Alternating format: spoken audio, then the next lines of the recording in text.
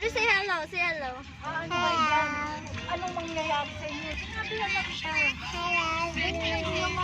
Say hello, everybody. Ako nagbabayad ng tubig.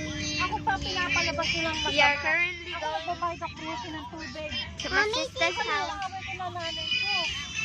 to her mom, and we're having a lot of fun. Pili ko nga alam ni Lola, si Tita Arlene na nagbabayad ng lahat. Kasi si Ate Joy kagabi, nag-uusap kami na ano, Say hello, si Shaira may say hello. trabaho. Di ba kasama ko si Shai? So sabi niya, nagbabayad ka ng bills Okay. niyo? Oo, nagbabayad si Shai. Tapos sabi niya, ayan, dapat may work ka, tapos may kwenta ka. Anong pinaparating mo doon? Sabi ni Ate Joy. Sabi ko, anong sinasabi mo? Anong gusto mong sabihin doon, Ate Joy? Gumanon ako, tapos umalis siya. To my sister's house. Parang sasabi niyo lang kwenta. Parang, Kapal naman ng mukha niya, parang kung pa sasabihin Yeah, niyo walang going to kwenta, my hindi ko bayaran sister's yung kuryente nila, di mapatulog sila kahit sila eh. Ayun, sinasabi ko nga sa iyo eh.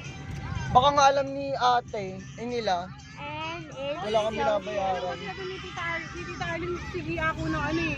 Kaya mo talaga silang nagbabayad eh. Di lang ako nagsasalita eh. Say hello, Kali. Say hello. Say hello. Say hello. Hello. Kaya hindi siya makaano eh. Kaya mabait siya makipag-usap sa akin kasi alam niya yung sinasabi niya sa akin pag We nakatagod are ako. currently on my new car. Yung sabi ko sa'yo, Pwede. naghakot na ako ng gamit ko, pinalabas And na ako mama. na nagsira ng gamit nila. Sinira daw ni Bebe yung ice cream kaya habang nag... Oh, We are way further than I expected. I'll see you in a couple of minutes.